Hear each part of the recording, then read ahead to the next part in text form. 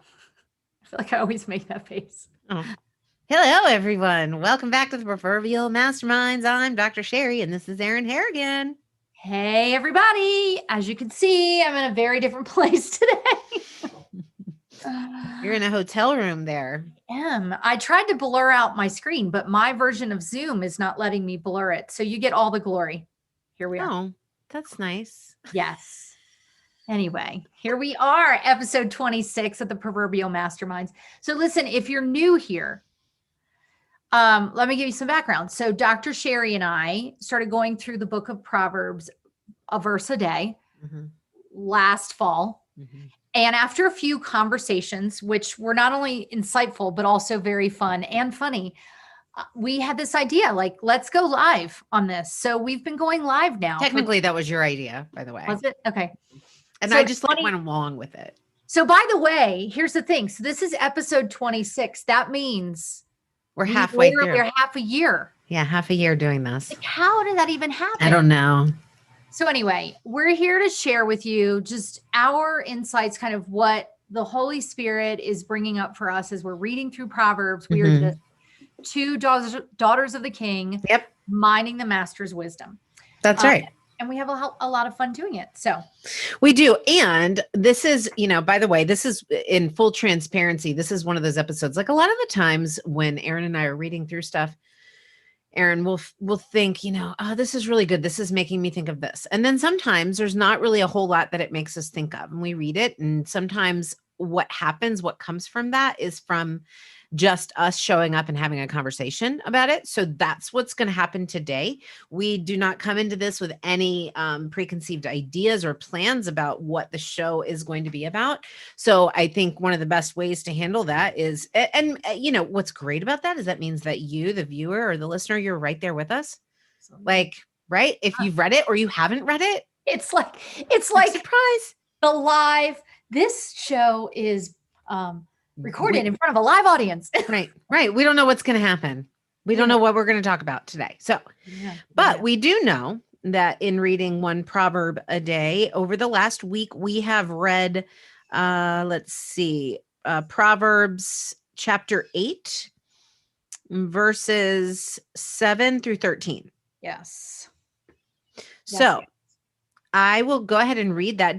What version do you have in front of you? I have the English Standard Version. Okay. And I have the New Living Translation. So let's do this. Ready? Okay. Ready. I'm going to read like one verse and then you're going to read that verse. Okay, perfect. So you're starting at 7. I am. Okay. So New Living Translation to English Standard Version. Okay. So verses 7 through 13. So number 7, for I speak the truth and detest every kind of deception.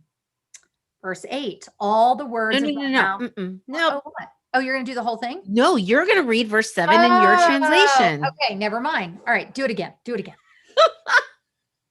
Say it again. It's like Saturday Night Live, but it's the Bible. All right. And we take this very seriously. We do take this very seriously. But we can also not take ourselves too seriously. Okay. Right. Number 7, for I speak the truth and detest every kind of deception. What does your version say? For my mouth will utter truth. Wickedness is an abomination to my lips. That sounds a little more like gut punchy than my version. Okay. Number 8, my advice is wholesome. There is nothing devious or crooked in it. All the words of my mouth are righteous. There is nothing twisted or crooked in them. Okay. All right. Number 9, my words are plain to anyone with understanding, clear to those with knowledge. They are all straight to him who understands and right to those who find knowledge. Number 10, choose my instruction rather than silver and knowledge rather than pure gold. Oh, this is pretty similar. Take my instruction instead of silver and knowledge rather than choice gold. That is almost verbatim, isn't it? Yeah. Okay. Number 11, for wisdom is far more valuable than rubies. Nothing you desire can compare with it. For wisdom is better than jewels, not just rubies, jewels, and all that you may desire cannot compare with her. with her. There she is again. There's wisdom again. That Yeah. woman. Number 12, I, wisdom. This is wisdom speaking. I, wisdom, live together with good judgment. I know where to discover knowledge and discernment. Mm. I, wisdom, dwell with prudence, Mm. not just like a person, prudence. And I find knowledge and discretion. That's good. Okay, last verse for this week. Number 13. All who fear the Lord will hate evil. Therefore, I hate pride and arrogance, corruption and perverse speech. Mm. The fear of the Lord is hatred of evil, pride and arrogance, and the way of evil, and perverted speech I hate. I wouldn't have said it that way. I would have said it the way you said it. I hate da da da da. But Right. It's Yeah. just right. Yeah. Like where the subject and the predicate and all of that are. you're going all like English on us. I know. I took us back to like whatever, 3rd grade. The 4th subject and the grade. predicate. I feel like the subject and the predicate was much later than, I don't know, maybe it was. It's probably like I pre-K just now. remember my 8th grade teacher, Mrs. Barr, and I remember diagramming sentences on the board, which I don't even think they do now. Well, you know why? Because unless you're going to be an English teacher, Right. and guess what? Both of us are writers, and we didn't have to know where the predicate and the subject went. No, but I'm so grateful for you, my friend, because you did those line by line edits of my book Yes, and that's told me true. where the commas needed to go. That's true. That's true. Well, there are, and it's forever learning anyway. Okay. Yeah. So here's the verse. Let me ask you before I go into mine. Was there any verse in there that stuck out to you just now as we read through that, Erin? I think what stuck out most to me was verse 9. Okay. So verse 9 and mine, they are all straight to him who understands, which kind of makes an assumption that there are people who do understand and have wisdom. And so when wisdom speaks, they're already inclining their ear because they know that it's right because they understand. And then the second part of that is, and right to those who find knowledge. So, assuming that people are seeking knowledge. Mm-hmm. So those really stood out to me, or that verse. So, okay. But which last week we talked about God speaks in even the simple ways. Yes. Even to those without understanding. Correct. But this is basically, in my version, it says my words are plain. They're not a mystery to anyone who has understanding. Yes. But that coincides, Erin, with the verse that stuck out to me, which is verse 12, which is, I, wisdom, live together with good judgment. Mm. And when I read that, I thought, sometimes, so I recently went through an experience this week where I was just like, God, I need you to tell me what to do. I need you to tell me what to do. Like, just tell me. I need a blinding light. I need, angels harking, the herald angels singing from the heavens. I need right? I need something that's like, do this, right? And God was not giving me that. Mm. And so what's really beautiful, as we just talked about, this is, the wind shifted my pages. Please hold. Okay, there we are.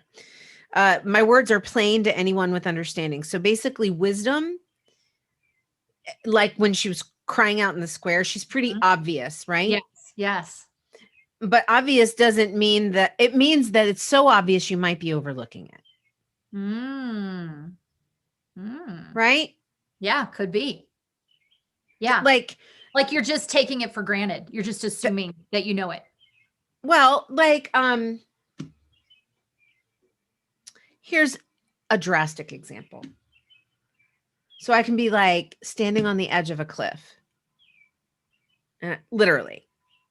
Okay. Person standing on the edge of a cliff. I could be like, Lord, let me know if you want me to take this step, right? Right. Where are you going? Okay. I live together. Wisdom lives together with prudence, with good judgment. So you can look at what's right in front of you and know that that is not the right step for you to take. Yes. That's a drastic example. Okay. Yes. So, but my point is that going then down to verse 12, I, wisdom, live together with good judgment. Like we have the ability, if we don't get the blinding light revelation, like let's bring it to a more practical example with money. And you're like, should I invest in this or should I not invest in this? And you're like, well, if I invest in this, then I might not be able to pay this thing, which I need to pay. That's good judgment. Mhm. You don't need a blinding light of revelation to say, go do this thing if that's going to put you at risk in another area. Right. Right. So wisdom, I believe, is expressed in just common sense, good judgment Yes. in the thing that's right in front of us. Yes. And I believe that sometimes there are things that we do that don't make sense with a clear spiritual leading, right? Yes. But Yes. this passage is telling me that when you have understanding, when you have common sense, when you're practicing good judgment, which is what sets us apart from every other creation, we have the power to judge and plan and execute.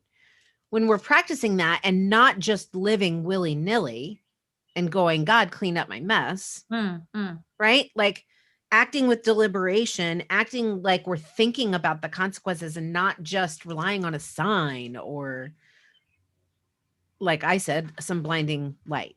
Right. Yeah. So that's what I mean by sometimes I think wisdom is obvious. We're looking for something grand, but it's really very common. Yes. And I think there's also the piece of wisdom that says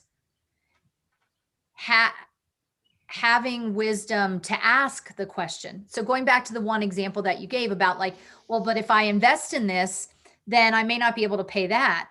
But it's also taking it to the Lord, right? Having the wisdom to go and ask, because it could be that the Lord is wanting us to trust him in that provision.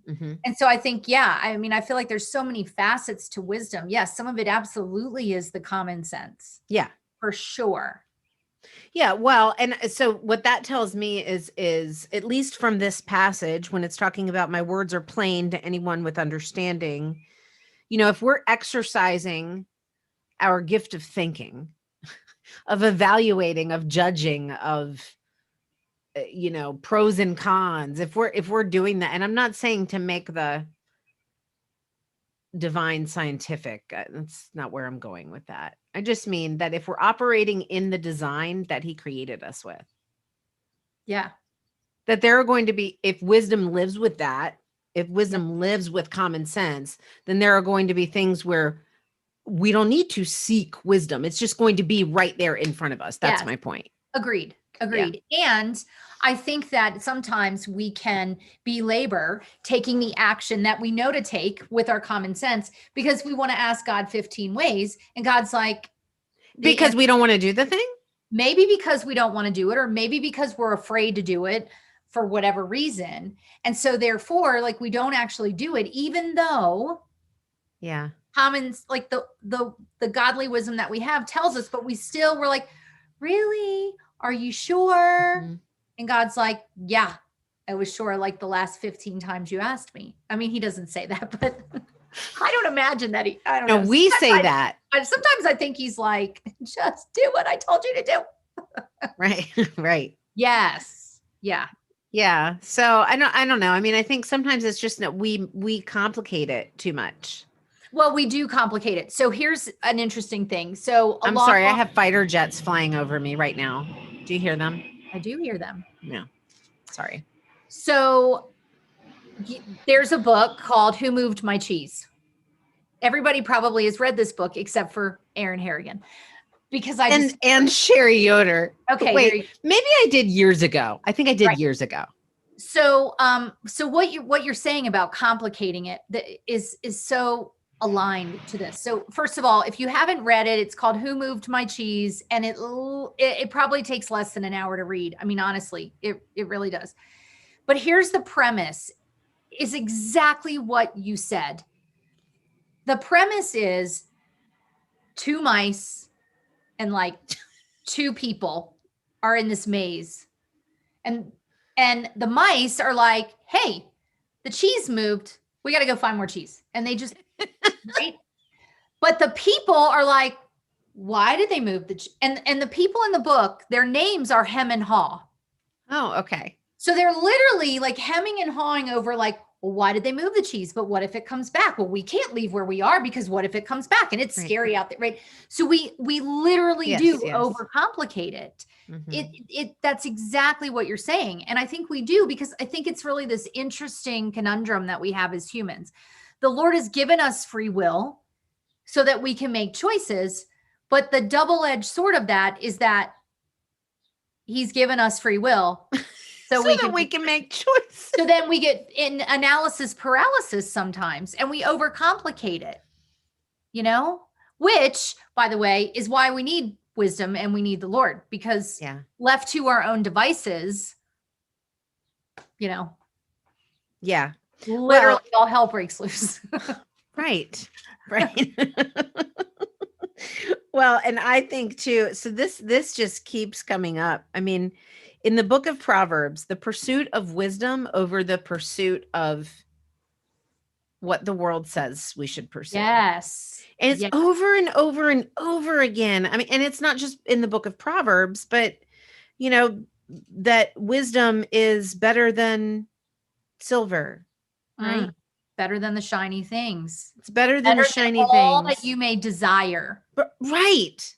Yes. Yes. Better than everything you desire. And it's not only better, but it's protective. Because in verse 13, which I know, is the last, verse of this week. But all who fear the Lord, so the beginning of wisdom is the fear of the Lord, right? So that's where wisdom starts, by fearing the Lord. So the pursuit of wisdom, if you're doing that, you will hate evil, right? You will hate pride and arrogance. You will hate corruption and perverse speech. So you will never be, if you are actively, you will never be in a position where you're in a conundrum about whether or not to be corrupt, whether or not it's okay for you to have perverse speech, correct, whether or not it's okay for you to be prideful or arrogant. You'll never be in that place if you're fearing the Lord first. Yes. I'm not saying that we won't have moments of pride. That's not, this is, I'm talking about a deliberate practice of that. Yeah. Right. Yeah. And yet, I think even as we are fearing the Lord and seeking him and all of those things, like you just said, we have these moments of pride. Yes. Right. Yes. And I think it's such an opportunity for us to kind of check ourselves. Now, and even in things like, well, why do I want to? So if I'm asking the Lord, like, should I do this or this? Well, why do I want to do it? Like, what is the reason behind that? And is that reason, have I sought him first in that reason? I was listening to a podcast this morning, and the guest was talking about mindset and biblical mindset.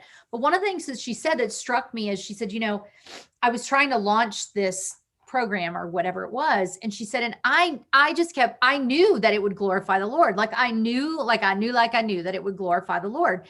And she said, but it wasn't going anywhere. And so I was having a conversation with a friend, and the friend was like, well, you say that it would glorify the Lord. And I can see how it could, but did the Lord say that? And she kind of thought, oh, well, I don't know that I took it to the Lord. And I think that, I hesitate to say that it would be tedious to take everything to the Lord, because we should take everything to the Lord. But at the same time, in the wisdom that we have, that is common sense, that allows us to take action, right? I think we have to be conscious of that in those moments where that may not seem prideful, but then suddenly it's not going anywhere. And we're like, oh, that was about me. Ooh, Lord, look what I want to do for you. You know what I mean? So I think that we do have those moments that we can slip into that pride. Well, yeah, that's our flesh. We're never going to get fully rid of that until we're transformed.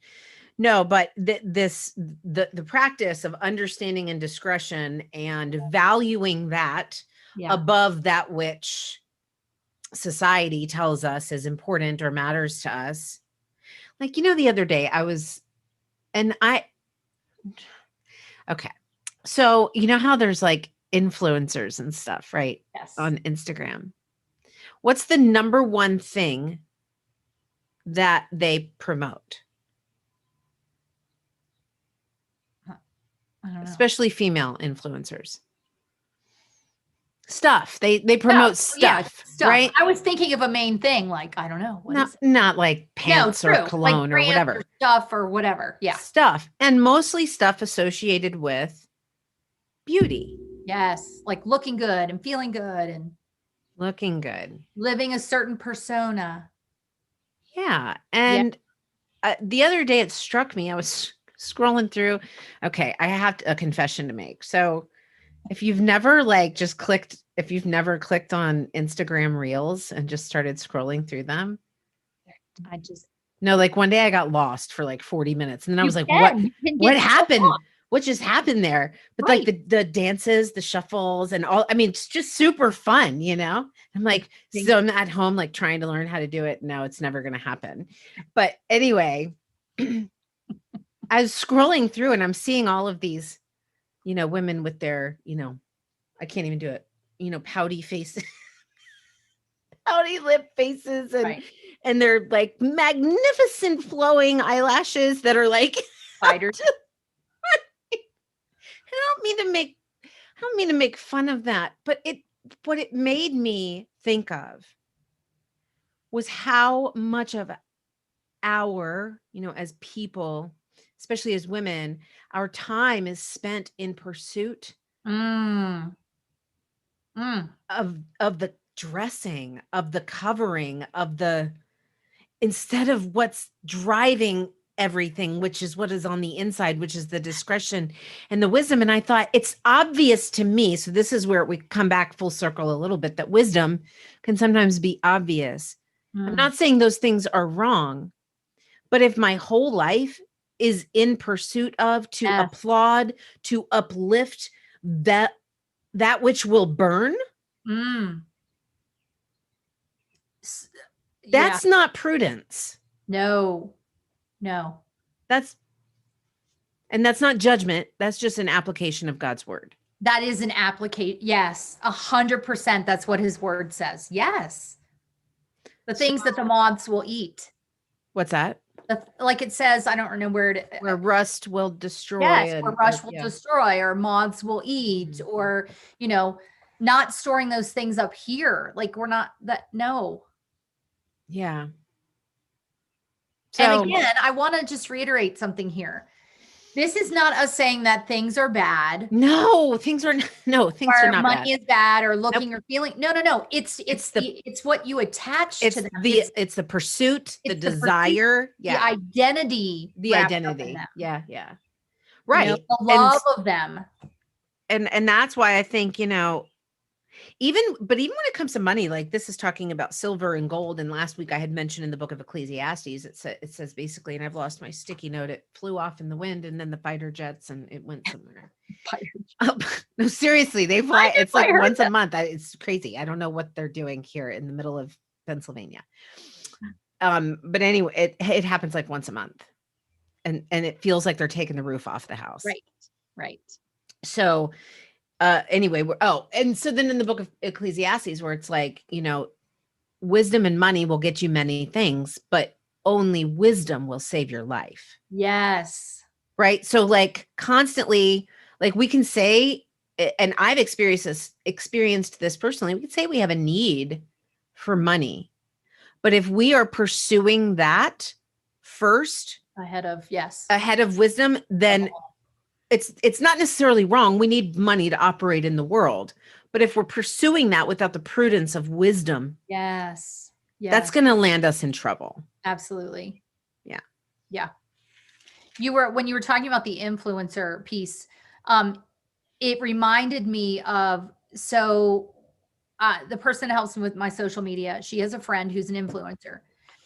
And she said, oh yeah, well, a few months ago, like, oh yeah, well, we got together for wine, and then her husband came out to like take pictures because she's like repping this wine. And I was like, okay, but did you get together because like you wanted to get together? Right. Did you get together to enjoy that time, or did you get together to have a photo shoot? Right. Like, right. And again, no disrespect. No, You know, no. she's killing it. And like, what is the impetus, and how are we, and not only that, but like, how are we portraying? And you brought this up, I think it was last week or the week before, about gambling, like how there's flashy commercials. And Yeah. this is what it looks like to be hanging out with your friends and gambling. And, ooh, I want a life like that because I'm surrounded by all these people who are my friends. Right. Come and pursue me. Come. I have spread my bed with finest of linens. Yeah. So it's about like creating this false sense of this is how good life can be. Mhm. And I think, you know, related to this week's verses, you know, is that really what common sense is? And I think that's how loud the world can be, which Mhm. is why it's so important to be in the word. Yeah. Like, listen, we're not perfect at this. No. We're just seeking the wisdom. Yeah. We want the wisdom more than anything else, because guess what? When we have that wisdom, like, God's going to guide us and All provide. else follows. Yeah. All else follows. Absolutely. 100%. Yeah. No, that's it. But we compromise a lot when we are pursuing You do. the shiny, when we're pursuing rubies and silver and gold.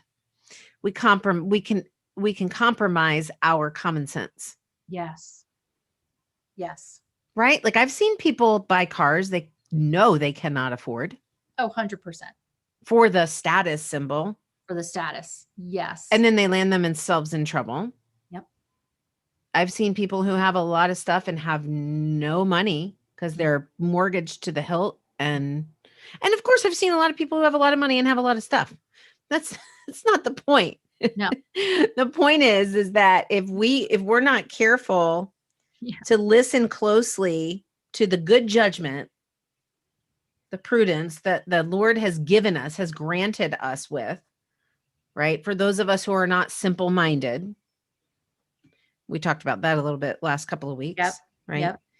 But if we're listening to that good judgment, and you hear a voice and you're about to make a decision and you hear a voice that's like, yeah, but I really want that thing. But you know, if you hear that, but you know, in your voice, that's your good judgment, and wisdom lives there with it. So listen to it. Let's listen to it. Yeah. Don't do the thing. Don't do the thing, and don't go after the things. Don't go after the things. This is when wisdom speaks. It's like that.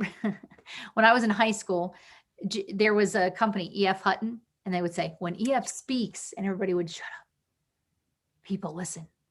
And my maiden name is Fagan. So in high school, my friend Pam would say, when EF speaks, people listen. So when wisdom speaks, listen.